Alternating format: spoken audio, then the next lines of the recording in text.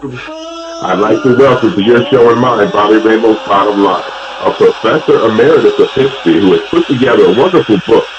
It's a collection of fun facts, yet true facts about presidents and their real-life idiosyncrasies. The shocking, sometimes funny, sometimes scandalous. There are many unbelievable stories about which president ordered three bells to be rung when he walked in the halls of the White House and the staff would stay out of sight. Which president privately admitted on more than one occasion he wasn't fit for the job. Another president had to be restrained from physically beating his would-be assassin, sounds like my father. What president built a tennis court and then refused to be photographed in his tennis wife? Which president claimed he needed sex every day to avoid a severe headache? Hot damn. Who is this professor who's been inspiring students for over 4 decades? And he's the host of a TV series, Era of the Civil War and Reconstruction, authored 2 or 3 other books on the American Civil War. Not only is he known for bringing entertainment to education, but in his spare time, he's also known for being the father of my buddy, noted author in his own right, Adam Henig. Now, folks, you know Adam because we've interviewed him 3 times concerning his great book. He has a new one coming out in a few months about Ron LaFleur from the Tigers, and we'll talk about that down the road. Well, folks, here he is, folks. The straw that stirs the drink, the cleanup hitter, Dr. Gerald S. Henig. Welcome to your show and mine, Bobby Ramos Bottom Line. Thank you, Bobby, and thank you for that very generous introduction. Well, you've done a lot. The book is America's Presidents, What Your History Teacher Never Told You. 2 questions right off the bat. What was the hardest thing to do? Write this book or get your son Adam to eat his vegetables? That's number 1. Number 2, second question, what gave you the idea to write this totally unique, never before seen book? Good. Really 2 good questions. Writing a book is not easy. This book took me 5.5 years. Wow. 3 years, 3.5 years of research and 2 years of writing. I'm pretty much the average for a nonfiction book for a general reader. But nonetheless, I would say convincing my son to eat vegetables was probably easier than writing this book. But it was a labor of love. Now, your second question intrigued me. Just repeat it again. What led you to write this intriguing, unique, never before seen kind of book? You know, during the course of my teaching career, and I've taught over 40 years at California State University, East Bay, I prided myself on delivering electrifying lectures. Electrying, it might be going overboard, but inspiring the students. But occasionally, I found that my students could drift away, particularly in a lecture hall involving more than 100 students. So I decided I would, during the course of the lecture, I would insert a fascinating fact about our nation's leaders. And that would inspire them, wake them up, get them back on track, and then we would resume. Now, it depends on the era that I'm talking about. If I'm speaking about America since 1945 and dealing with the Kennedy years, I might mention that here we have a president who insisted that if he didn't have sex every day, he would get a migraine. And that really popped them all up. And all of a sudden they were interested, and I got them back on track. So I collected these facts over the course of my career. How valid they were, I didn't know until I checked out their legitimacy. And this henceforth was the book. So I did a lot of research, making certain that some of the facts that I've garnered over my career and a lot more that I gathered during doing the research came into being. Hopefully that explains the genesis of the book. Your eye-catching preface started with 1801, America's 3rd president, Thomas Jefferson, who predicted, and quote, bad men will sometimes get in. And in and with such an immense patronage, make great progress in corrupting the public mind and principles. Wow. From slave owner to Nostradamus, Thomas Jefferson is the truth today. You know, that quote is classic. And Nostradamus is an appropriate term for Thomas Jefferson. He was truly prescient. He nailed it on the head. And this is what we're going through today. Right, exactly. Exactly. 53. Let's get right into it. You were talking about slave owner President George Washington, who not only didn't want the job of presidency, but he needed it for the money. That also resonates with today, but they never heard that before. Can you speak to that, sir? Yeah. Well, first of all, he didn't want the job as president for a number of reasons. Number one, he had led America's Revolutionary Army for 8 years and later presided over the Constitutional Convention. And he truly felt that he had done for his country the utmost. And what he wanted to do now was retire to his plantation in Mount Vernon. A second reason he didn't want the presidency was that at 56, Washington was concerned about his longevity. Men in his family didn't live past 50. So he wasn't certain he could live for another 4 years and fulfill the term.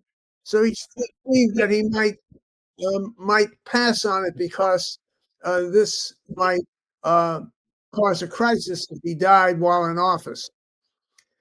Thirdly, and now we get back to the money factor, he was in severe debt.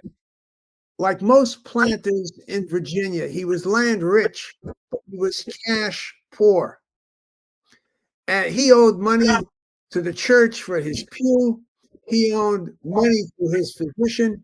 He owed money to the tax assessor. And he didn't know how he would pay off his debts if he assumed the office of the presidency. Then he was told that if he assumed the office of the presidency, he would get a salary of $25,000 a year. And that was a huge amount of money in 1789. A huge amount. I don't recall precisely, but we're talking about something. This is a guesstimate, but somewhere around, it's probably $25,000, somewhere between $500,000 to $750,000 a year today. So he didn't take the job because of the money. He took the job because of the popular pressure that was imposed upon him. That came from across the Atlantic, from Marquis de Lafayette, who insisted that he must take the job. But he wasn't disappointed. He found out that taking the job also meant that his money woes be relaxed considerably. You know, speak to dying on July 4th and why this was so prominent with three presidents, but one president, the fourth president, James Madison, wasn't having it. Can you explain that, July 4th and passing on that day? You know, it truly is an incredible coincidence that John Adams and Thomas Jefferson died on the 50th anniversary of the Declaration of Independence on July 4th, 1826. Madison was very ill. I'm not certain exactly when, but 10 or 15 years later. Sure. 10 years later. And his doctor said, if you would like to, we could keep you alive until July 4th. And Madison didn't want to do it. He just waved his hand. He said, no, when my time comes, he's going to accept it, and that's it. And he didn't want to be artificial. They spoke of stimulants to keep him alive. So he passed on it. But if my memory serves me correct, was it not James Monroe that also died on July 4th? Well, it wasn't the anniversary, but he did die on July 4th. sheer coincidence. In this age of conspiracy, let us not get carried away. It's just sheer coincidence. That's amazing, and your memory serves you correct. You're always on point. Speaking of significant dates, why is Valentine's Day, February 14th, such a terrible day for our 26th president, Teddy Roosevelt? Now, give me the year that you have in mind, but I think I know what you're talking about. You know what you're talking about. Okay, thanks. Yes, and well put the way you put it. Teddy Roosevelt suffered an enormous tragedy on that day, February 4th. I wish I can cite the year, but I'm pretty close to late 1880s, 1890s. I'm not certain. But on that very year and that very day, both his mother and wife died on that same day. He was a young state representative in New York. Yes, Bobby. Look at your book. It was 1884. Okay, I said 1884. February 14th, 1884, and thank you. Wow, great book. He was a state representative in the New York State legislature. His wife was on the verge of giving birth. He received notice she was soon to give birth. And then the next notice he received was he must come home immediately because she is seriously ill from complications of childbirth. When he finally arrived, he found his mother also severely ill. And within a matter of hours after his arrival, she passed away. And later that day, his young wife, whom he adored enormously, also passed away. But the baby did survive, and that was the famous Alice Roosevelt. Quite a story. And That's a lot. you know what? Teddy Roosevelt's an interesting character. He never mentioned his wife's name ever again, except on one occasion in a private memorial tribute. But he decided that better left the memory left alone, and it would not bring him any more sadness. And he was pretty much convinced he would not marry again until he found an old childhood sweetheart, Edith Caro, who became his second wife. Interesting guy. Yeah. We don't make them that way anymore. No, not at all. Not at all, sir. Again, a situation that mirrors today. As a president dreams up and expounds on a false path to make himself look more manly. President Teddy Roosevelt constantly put on a big image that he was America's tough guy who lived off the land in the West. He was known as a bear-killing frontier hero, a cowboy who newspapers called the cowboy of the Dakotas. Well, we have a president who puts out false narratives about what he's done, and even though he's never admitted to killing bears, I guess that was up to JFK Jr. But anyway, he did hire a guy who dumped a dead baby bear off the road and drove him home with the bear on the hood of the car. Yes, I'm joking about JFK Jr. But Mr. Henig, what is the truth about Teddy's upbringing and experiences? Well, as I indicate in the book, Teddy Roosevelt, after the death of his wife, went to the Dakotas, or what was called then the Badlands. Right. And he constructed an image of himself as a man of the West, when in truth that was an exaggeration. He did spend time in the West. He did some ranching, but he was less a cowboy and more of a rancher. And he took frequent trips back east in Pullman cars, in a luxurious railroad cars, and he developed this image of being a Westerner, the cowboy. That served him well in his early political career.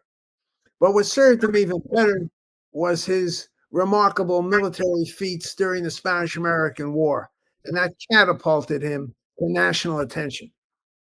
So the truth is, Bobby, in your original question, is that he no doubt fabricated an image of himself, exaggerated his image, but nothing as extreme as what we're dealing with today.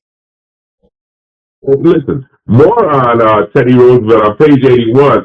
And again, I'm trumpeting today, yes, pun clearly intended, but Teddy is a one-man public relations firm, never missing an opportunity to oblige photographers. You know, he felt that it was important that the public see him chopping wood or riding horseback, kind of like today, going from a reality game show host taking pictures sitting behind big wheels of big trucks and so on. Why was it important to Teddy Roosevelt to come across as an everyman? Roosevelt was convinced that if he was going to be successful as a candidate, he needed the vote of every man. And what he wanted to do was point out his aristocratic roots and the fact that he really came from wealth. And the best way he did that was to project an image of being a Westerner, a man of the people. And in some respects, he was. Nothing, but I have to also take issue, Bobby, that to compare Roosevelt to our current president would be a disservice, terrible disservice to Teddy Roosevelt. Roosevelt, like every president, had his quirks and had his peculiarities, but certainly he was a gigantic figure and truly a great president. Right, yeah. I'm not, it's just funny. First of all, we've never seen anything like what we have today. That's first and foremost. But I like to tie it. It's just interesting. I'm sorry? I just said, Bobby, I can't agree with you more. Yeah. He's taking it to a whole different level, but he's using tools and games that other presidents may have done on a level of a 2 or 3, and he's using it as a 23. But also, page 82, you were talking about President Woodrow Wilson, and he suffered, and I don't know if I'm saying this right, is chemic stroke, a clot in his brain. Totally paralyzed his left side. He had impaired vision and a problem with his feet. Now, Wilson's wife Edith made it clear to President Wilson's doctor the severity of her husband's condition could never be revealed. You wrote, and I quote, "It would turn out to be the greatest cover-up in the history of the presidency." Close quote. Why is that, sir? Well, she made certain that the impression that there was an impression that Wilson had a minor illness, when in fact he was impaired considerably, both physically and cognitively. And for a year and a half, the remaining year and a half of his presidency, she, in some ways, was the virtual leader of the country. And he had little command of what was going on. And interestingly enough, still wanted to seek a third term. But eventually, party leaders passed on him. Wilson was a man who could not accept his limitations, and now, of course, he was seriously ill. And once he came around a little, he encouraged Edith to continue the subterfuge. Wow, that's just amazing. Now you also wrote that 4 years later, Edith Wilson closed down the White House. Through 1919, no cabinet meetings were held, no bills were signed, no appointments were made, no executive actions were taken. As the First Lady screened the paperwork and consulted with President Wilson's his private secretary, and they somehow kept the administration afloat. That brings me to the stories that we found out later about President Ronald Reagan, who was suffering through dementia and Alzheimer's disease, and how that was kept from the press. As a matter of fact, his youngest son, Ron, stated that his father suffered from Alzheimer's while in office. And he talked about that in his memoir, My Father at 100. And he saw the evidence that his father was losing his mental faculties during his first term, which began in 81. Um, Reports then, later on, stated that Nancy Reagan, like Ms. Wilson, had quite a say in covering it up and keeping the administration afloat. Now, you take all of that and tell me about the similarities. I'm not saying I'm Nostradamus, sir, but I feel like you can call me Negrodamus because I think similarities there, sir. I think there are, and I think your observation is true. First of all, keep in mind, too, that assassination attempt on Reagan's life, according to historians, accelerated his onset of dementia. He was never the same after that assassination. He was on the verge of death and somehow miraculously recovered from that assassination attempt. I find Reagan fascinating in terms of how the American people have reacted to him, when in fact he always appeared. He was a showman, and he was able to come across that way, and the American people loved that. And he at least kept the dignity of his place. He was able to achieve some notable gains in foreign affairs, but by and large, I found that that dementia certainly limited his actions in later years, and that is the scandalous affair with Nicaragua and Iran and the arms deals and stuff like that. But let's get back to another Roosevelt. Teddy's cousin, President Franklin Delano Roosevelt, otherwise known as FDR, and he got polio at the age of 39. You wrote, and I quote, "He is the only person in the recorded history of mankind who was chosen as a leader by his people, even though he could not walk or stand up without help." Close quote. I think this was covered up more easily because the press was a lot different in those days than they are now. But give me the scoop on that, sir. Very interesting. And again, your observation is very good as well. In 1928, Roosevelt ran for the governorship of New York. He cut a deal with the press. Today we call it the media. And he asked the media not to take any still photographs or newsreels of him in a wheelchair, on crutches, or being carried from the car by a Secret Service agent to a podium, helping him stand erect. And fascinating, Bobby, they agreed to do so, and they kept their word. Not only in terms of no photograph or newsreels, but very infrequent mention of his severe disability. The man who could not stand or walk help. The American people, the vast majority of the American people, never knew of his severe disability. In fact, the King and Queen of England that visited Hyde Park during the war was shocked to find that the president was unable to be mobile on his own.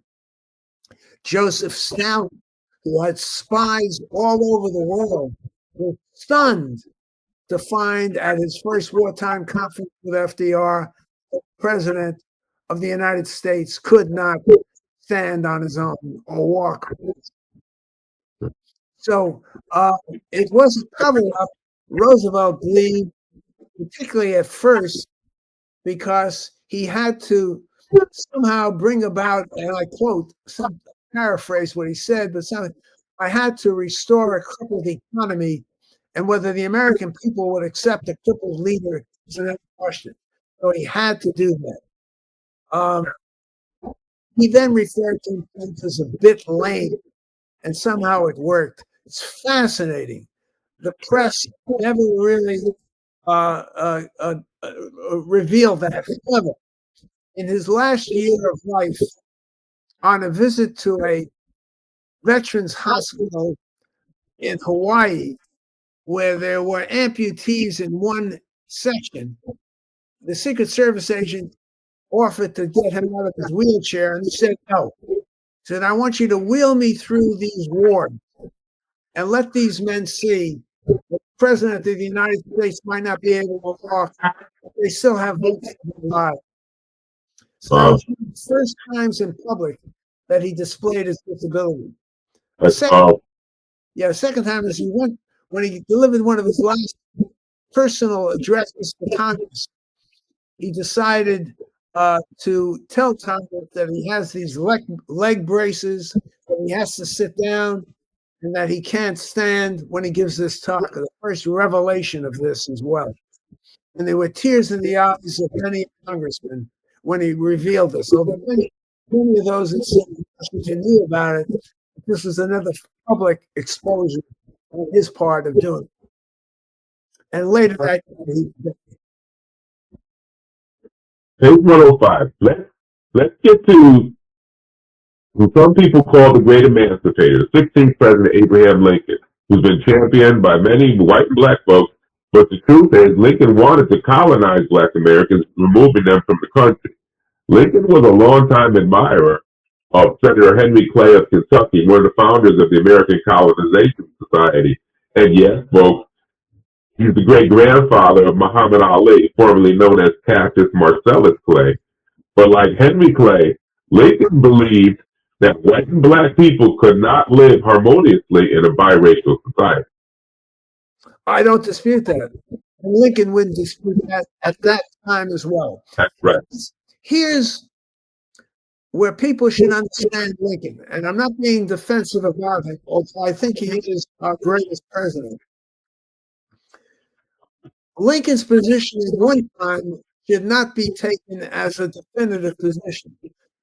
Lincoln had a tremendous capacity for growth. And in the late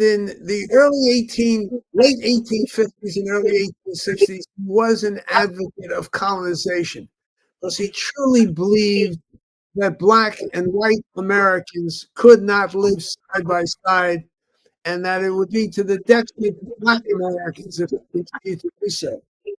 So he wanted to encourage black Americans to leave the country.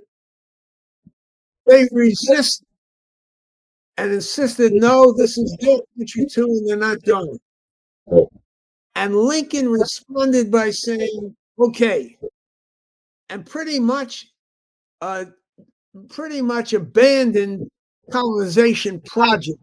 However, what's confusing to students is that he continued to advocate it, but he abandoned it in terms of a realistic project. But he continued to advocate it for another reason, and it's an important one to keep in mind.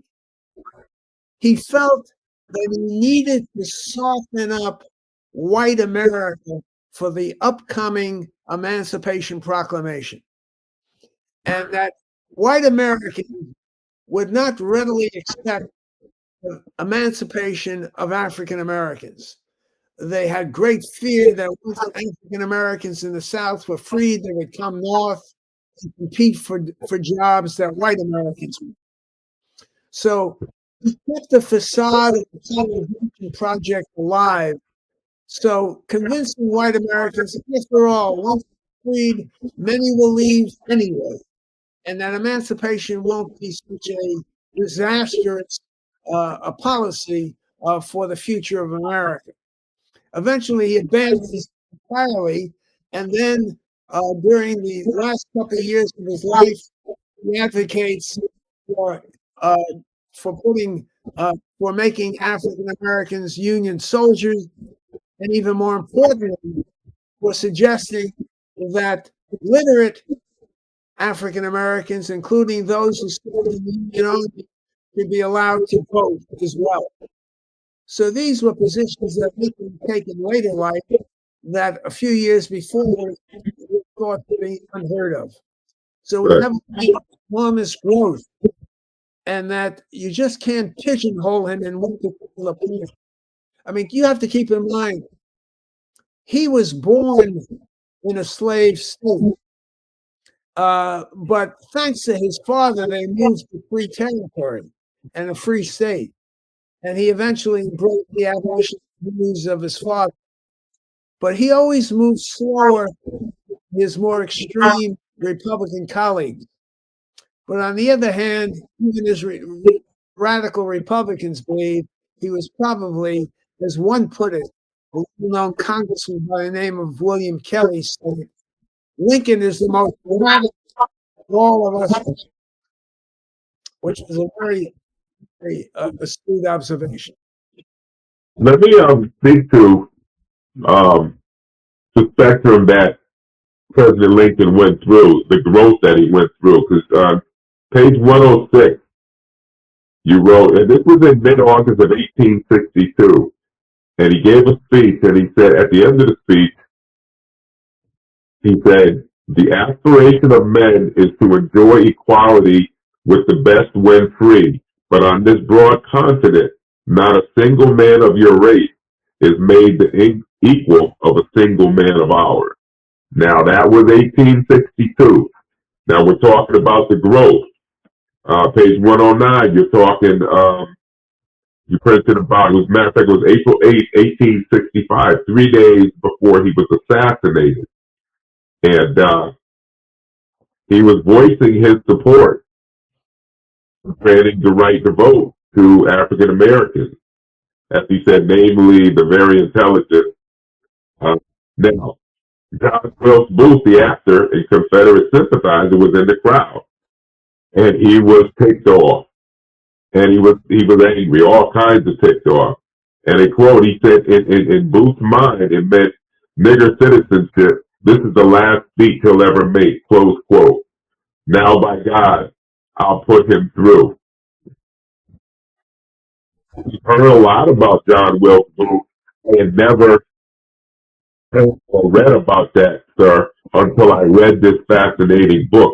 And before you speak to it, folks, you're hearing a lot. There's so much more. You need to get this great book, American Presidents, What Your History Teacher Never Told You, What Nobody Ever Told You. It's just a fantastic book. But speak to what you were just talking about, the growth of Lincoln, but I also wanted people to hear what you wrote. It showed where he was, like you said, in 1862, and it showed the growth to 1865. But I want you to add in how there was a strong black abolitionist who was in Lincoln's ears in those years. Please speak to that, because to me, the gentleman you're going to bring up, because I know you know who it is, the gentleman who you're going to bring up, I liken him to what MLK was doing with JFK and President Johnson, who took over. And so speak to that, sir. I'm sorry for going so long. No, that's okay, Bobby. And you're quite right. I often refer to Frederick Douglass as the Martin Luther King of 19th century America. Okay. And he, Frederick Douglass chastised Lincoln for supporting colonization. But eventually, Douglass was going on record as saying that Lincoln was the black man's president, because he understood, and he was a brilliant man. Douglass understood that Lincoln was undergoing this growth, and he began to understand how particularly important Lincoln's role was in the advancement of African Americans. You might recall in the book the occasion when Lincoln invites Frederick Douglass to a social event in the White House. And prior to Lincoln, never had social events open to African Americans. And Frederick Douglass at that event, the police wanted to keep him out. And Douglass said, no, tell the president that I'm here. They conveyed the word to the president. And Lincoln insisted, no, bring my friend Frederick Douglass into this hall. And then before everyone, in the midst of white America, he said, Mr. Douglass, how would you rate my speech that I delivered today? Douglass raved about it, and it was unheard of that a president of the United States would ask a former slave what he thought of his speech. Exactly. Now, you have to keep something else in mind. Americans in 19th century Americans, North and white Americans, North and South, were racist. They believed that the African American was a lesser human being. And Lincoln couldn't perform miracles in convincing them otherwise. He had to soft top them. He just couldn't convince North and keep in mind, Southern Americans were really racist, but Northern Americans, Northern white Americans, was bad. So he had to walk a very, very tight rope to make certain that these policies could go forward. And now this is not the job of an historian, Bobby, but it's interesting to note. Had Lincoln lived, race relations in this country would have been considerably different by the 20th century. But unfortunately, Lincoln committed his greatest blunder. And his greatest political blunder was forcing his first vice president, an honorable man from Maine by the name of Hannibal Hamlin, off the ticket and invited Andrew Johnson to be his running mate the second time he sought election. And Johnson was an out and out racist. And Lincoln was warned about it, particularly by a congressman whom I did a biography of, Henry Winter Davis of Maryland, who went to the White House and told Lincoln, "You're making a big mistake putting Johnson on the ticket, because if anything happens to you, Johnson is going to put this country backwards, not forward." He assured him that he's only 56 years old, that he has, that he's in relatively good health, although Lincoln never believed he was in good health, but he was in relatively good health, and nothing was going to happen. Well, something did happen to him. A bullet coming from John Wilkes Booth's Derringer. And putting Johnson in place over the next 3 years, reverse all of the possible victories that could have been made to advance racial justice in this country. It reversed them severely. Some historians argue that it put us back by generations, that one president single-handedly put us back by generations in terms of race relations. Well, basically, once again, I see that happening today also. But that's why I'm bringing up so many things that have to do with people and presidents, because you see a lot from the past is here today, and it's being magnified just because of social media and the media being what it is, and these huge personalities like the one that we have. Talking about huge personalities. 120. Let's get to infamous President Richard M. Nixon. After his resignation, September 8th of 1974, VP Gerald Ford becomes president. And 1 month after Nixon's resignation, Ford pardoned him.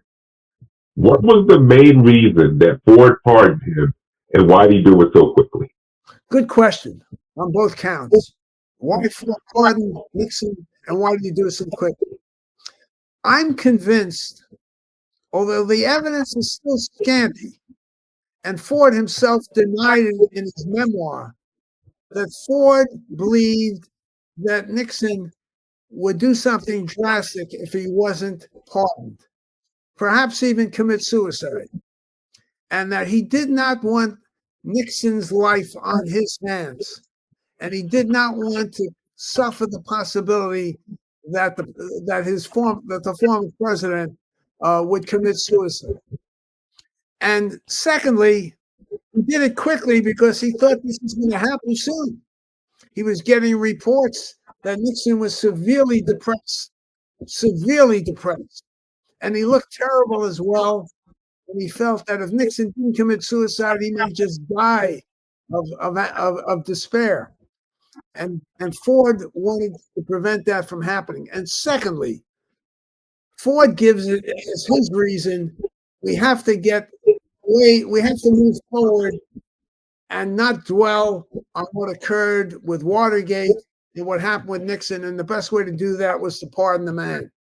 He went officially, that was his line, but unofficially, I think he was deathly afraid of feeling responsible for Nixon's well-being if he didn't pardon the man. You know, Ford's an interesting fellow. He was a kind, decent man. Yeah. And I have a little episode in the book when his dog messed up on the White House, and one of the assistants went over to clean it up, and he said, "I will clean it up myself. No man should have to clean up another man's dog's mess." However, I think it was the New Nation that said, or the New Republic, I'm not sure, but one of these journals would say, you know, Ford is a decent man, but he should never have been president. And I think that succinctly puts my position on Ford. He was a decent man, but he should never have been president. Gotcha. And they should not pardoned Nixon so quickly either. At least wait until the trial, wait to see what goes on. But that swift move on the part of Ford was out of decency, not out of political consideration. One bit Hollywood actor was known as T10 became the president of SAG, the Screen Actors Guild, 6 consecutive terms, and was, check this out, folks, was an informant to the FBI, as he and his wife reported at least 6 people who were following the Communist Party line. Sir? Incredible. I was amazed to find out myself. Hard to believe that this fellow was telling the FBI about possible communists in Hollywood. He was reporting to them, reporting their names. Now, what's ironic about it all is that I'll ask you a question, Bobby. What About President Reagan. What was that? Oh, we're speaking about. I didn't identify that. Reagan and Ronald and Nancy Reagan were instrumental in reporting names to the FBI about suspected communists. But this is the same man, Ronald Reagan, who as a young man wanted to join the Communist Party. Incredible. But he did. And you know what? The Communist Party, they didn't want him. A blabbermouth, and they didn't want him. Yeah. So there's a lot of irony in that. You know, this book is just the stuff. Why? Anyway, just get the book. Please just get the damn book. Unbelievable. And for the folks who like salacious stuff, you folks read this after yourself. But what famous president was in love with his own penis, calling it jumbo? That's all I'm gonna say. I'm gonna let you read that. But he called his own stuff jumbo. This is the same president who is in a room with 8 people dictating to his secretary, yelling at his press secretary, and switching channels on a television set, lying in his bed on his side, and with a nurse on the other side of the bed. Incredible. You might recall this particular episode, and it's well documented. And in the end, we have a president who has 8 people in a room, lying on his bed on his side, and those 8 people include Mrs. Johnson and his oldest daughter, Linda Bird, Bill Moyers, the press secretary, some from the networks, and he's switching channels on a television set, barking dictation, yelling at Bill Moyers, and at the same time, he's having an enema. At my book talks, when I reveal this episode, the audience is stunned. And I have in my notes in large block letters, pause. I give them a moment to just digest. Let us marinate a little bit. Right. folks. And we're not even going to say read the book yourself, because I know you salacious people want to read the book yourself. Now, fascinating chapter 145, 148, around there. Which president and his wife constantly conferred with an astrologer before making certain big decisions? What does Joe think? Well, it was well known that the Reagans confided in astrologers for their personal lives. But what is not as well known is the fact that Reagan and his wife also consulted with an astrologer in terms of public policy, when it's a good time to sign a treaty, when it's a good time to fly to a foreign country, and on and on. Now, Reagan denied ever doing this, but the evidence is replete. The evidence is unquestionable that he was, I mean, in fact, his chief of staff, Don Regan, had to keep an alternate calendar because he would make arrangements for the president to meet with Congress, to meet with members of Congress, or to meet with foreign leaders. But he had to clear it with Nancy, who cleared it with her astrologer before the dates were confirmed. Hard to believe, but that's what took place in the Reagan White House. Yeah, hard to believe, to say the least.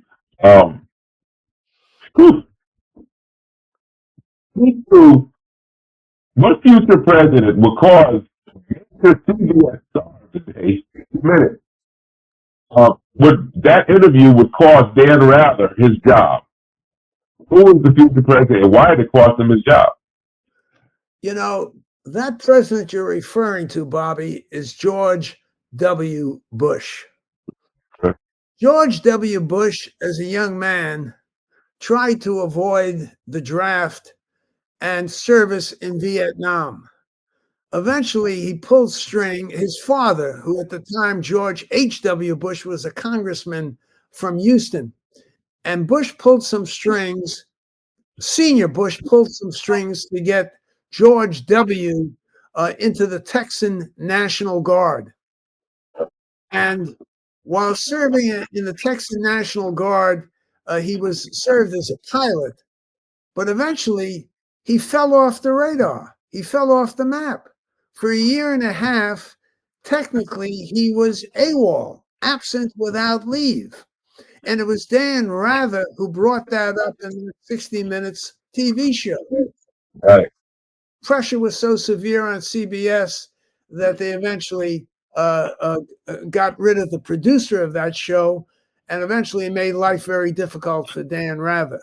But the truth is, we had a president who sent men and women into harm's way, and who, while he did his service, was AWOL for a year and a half. Hard to believe, but the evidence, again, is credible and is not deniable. And also, once again, because I'm real big on what's happened in the past is going on today. We're seeing newspaper people, television people now losing their jobs and paying $16 million and all this kind of stuff because of interviews or something they wrote about the current president. I mean, it's happened to Dan Rather. It's happening big time now.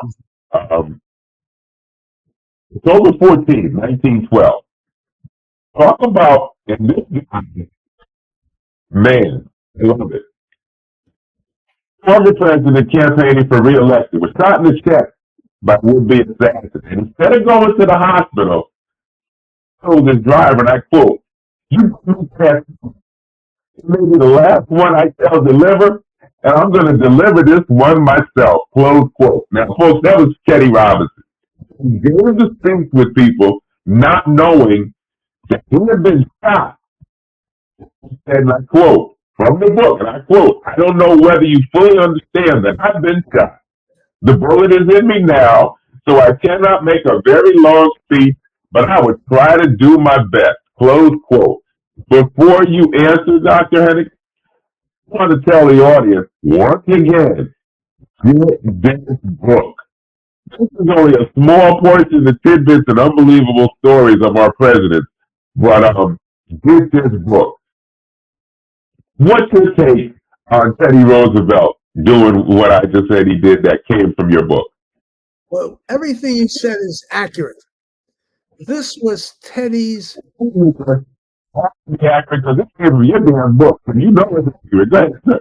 The way you know what? It can come from any book, my book or otherwise, but you put it so well, and you put it very well. I have people quoting my book, and somehow it gets garbled in the interpretation. But in any event, this was Teddy's moment. He lived for this moment. This could not have been better designed for Teddy Roosevelt. Here he is, shot by an assassin with a bullet in his chest, only inches from his heart, and he decides, despite his doctor's advice, to go to that Milwaukee auditorium and deliver a speech before thousands of people, letting them know that he was shot. But he delivered that speech, and it wasn't as brief as you might think, but I think it was at least a little less than an hour. And this was his run for a third term as a progressive Republican. And this was Teddy Roosevelt. This was classic Teddy Roosevelt. Eventually, he went to the hospital, and they decided the surgeon looked at the wound and said, you know what? He is built like a rhinoceros. He has this tremendous physique, and it's better if we leave the bullet where it is, and he survives that wound. Unfortunately, given all of the things that he's been through in terms of his travels to Africa and places where he almost died, in fact, he dies a young man at the age of 60. And allow me to do a little cleanup here. He had a 50-page folding manuscript of his speech in a metal case in his breast pocket, and that helped to slow down the bullet so that it penetrated only 3 or 4 inches into his chest, just missing his right lung. So I just wanted to put that there. But he was oozing blood, and they bandaged the wound with a handkerchief, and he went on stage and did his thing. Another little cleanup. Mr. Roosevelt, he lost anyway to Woodrow Wilson. But the guy who shot him, John Trey, he died 31 years later in a mental hospital. So I just wanted to clean that up and give people all the interesting, fun, and true facts in your book. Talk to me, page 159. Talk to me about February 4th, 1933, when Teddy Roosevelt's cousin, once again, Franklin D.R., also suffered doing an assassination attempt. Yes, this occurred, and you correct me if I'm wrong, and I'm trying to remember. I think it was in Florida. I forget the city, but it wasn't Florida. Roosevelt was on a cruise, and he returned, and he was delivering a speech to a nice few thousand people in Florida. He was already, I think he was president-elect. He wasn't running for the presidency. He already won the presidency. And this particular assassin was standing on a bench, aiming his pistol at Roosevelt, and delivered one round that hit a bystander. But also he had his aim disturbed by a woman that was standing there. There's a lot of dispute as to whether or not she interfered intentionally or simply got her foot stuck in the slates of the bench and shook the bench and prevented the assassin from getting a perfect aim on Roosevelt. And then another bystander assaulted the assassin and prevented any more shots, or prevented him from having a perfect aim. But he did get off a few rounds. He killed 2 people in the process.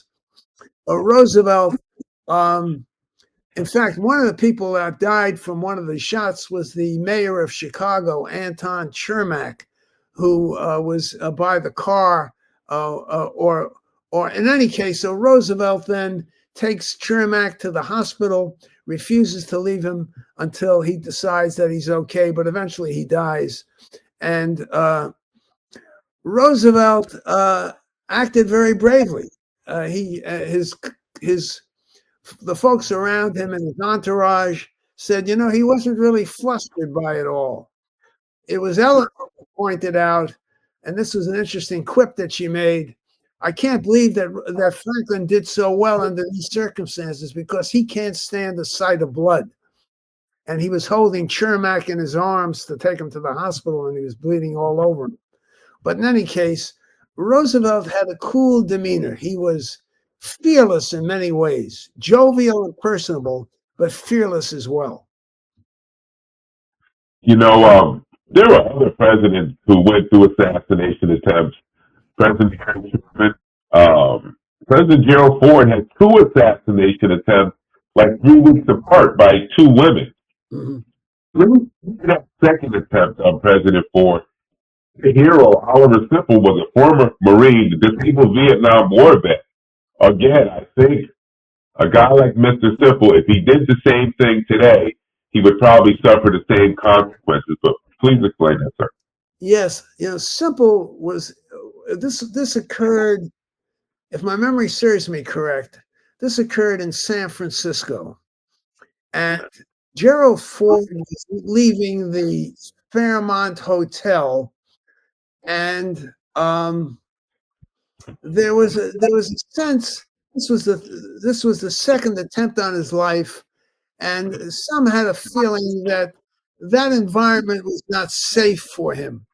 So they were going to hustle him back into the car, but before they did, this particular woman, whose name you might see it in my book, and you can remind me, I forget her name, but they described her as someone who looked like no different than any other mother of a 12-year-old.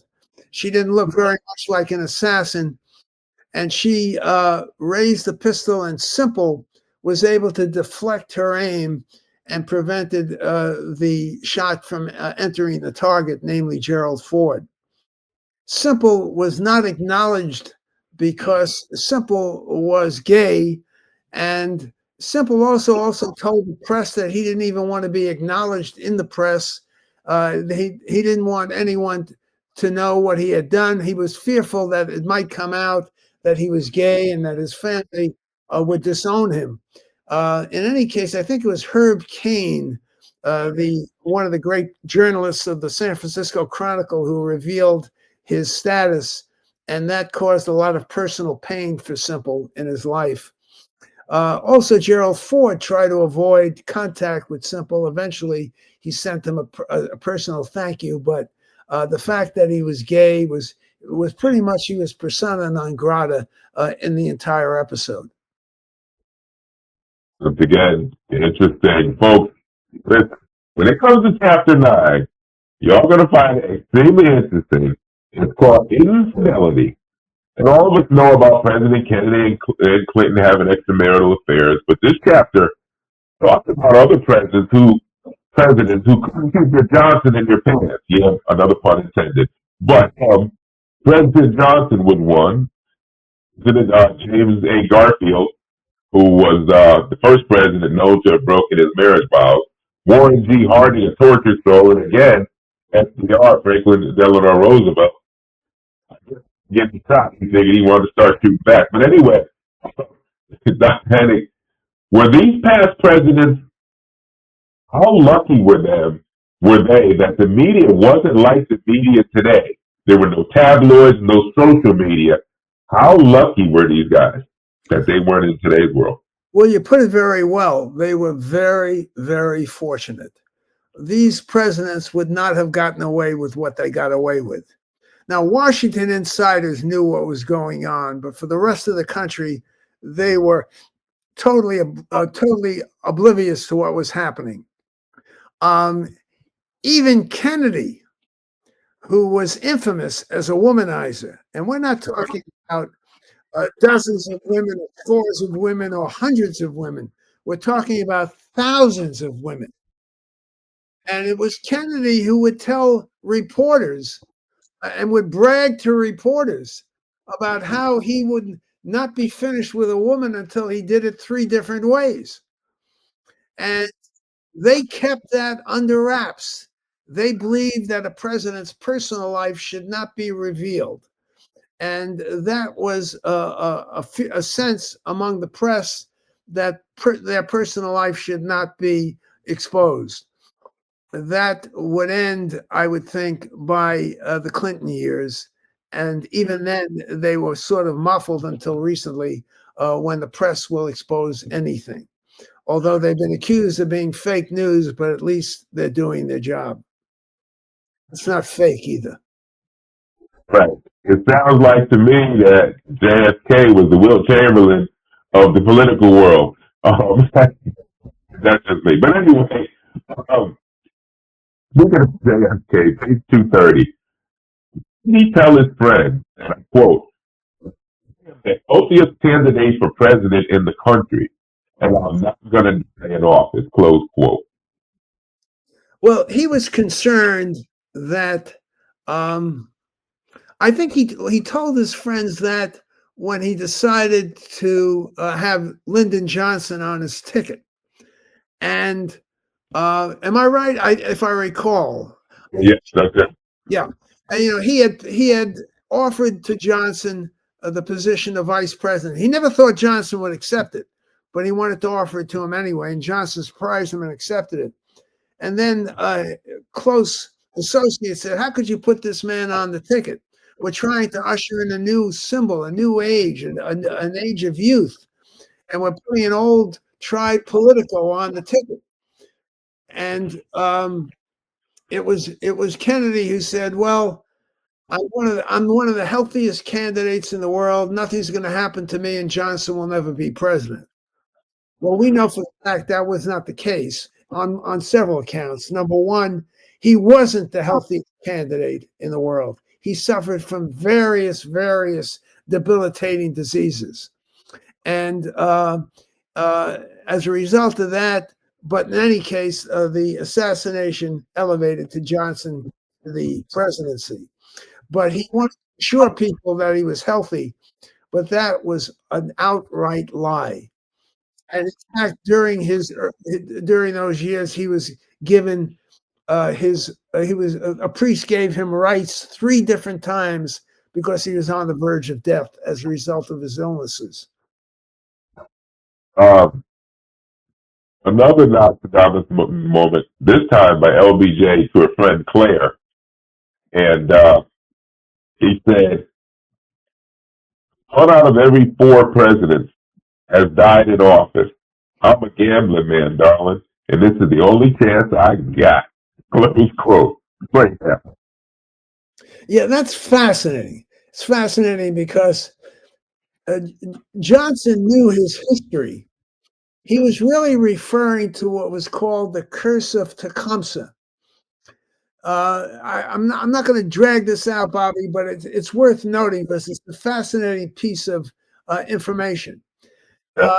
As a result of William Henry Harrison's killing of Tecumseh's brother, allegedly Tecumseh put a curse on every president for every 20 years, beginning with Harrison, that they would not survive the presidency. Harrison died in 1840. 20 years later, 1860, Lincoln was elected, but would die in office. In 1880, Garfield died in office as a result of an assassin's bullet. And 20 years later, 1900, McKinley died in office a result of an assassin's bullet. In 1920, Warren G. Harding suffered a fatal stroke at the age of 57 and died in office. 1940, Franklin Delano, every 20 years now, mind you, Franklin Roosevelt died in office. Johnson was banking on the fact that Kennedy would not survive in 1960.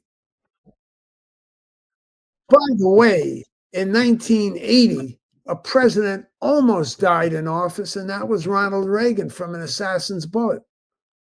it was Reagan who eventually put the so-called curse of Tecumseh to rest. Trump. I find one difference between Presidents Nixon and Trump. As you say in the end of your book, most presidents were known for lying and being deceitful, but being also very secretive. Nixon was taken down by the smoking gun, which was Watergate, of course. Trump has the smoking mouth to me. He tells you what he's going to do, and he does it. And he's been a Teflon Don. You gave a great synopsis of Trump's comments concerning the country being struck by COVID. Let me digress for a minute. You put in January 2nd, said, we have it totally under control. It's going to be just fine. February 10th, said, looks like April. In theory, when it gets a little warmer, it miraculously goes away.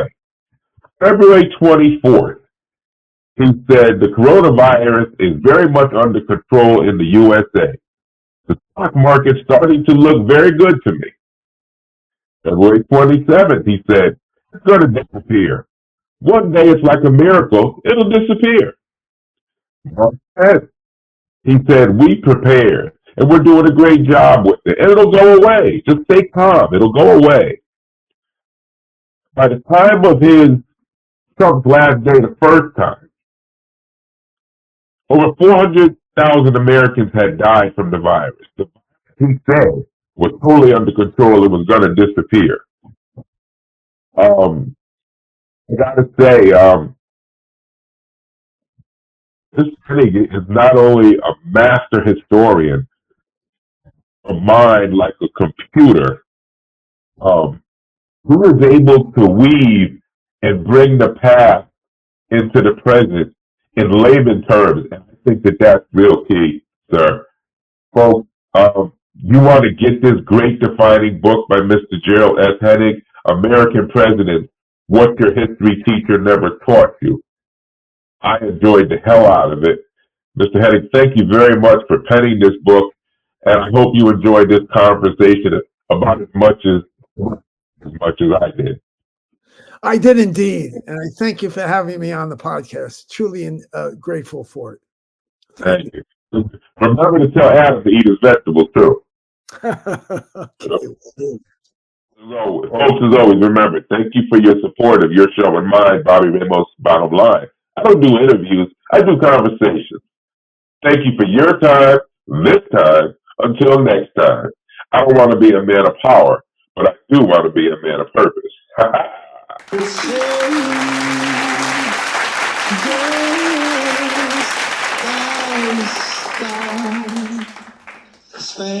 I have no more campaigns to run. My only agenda, I know because I won both of them.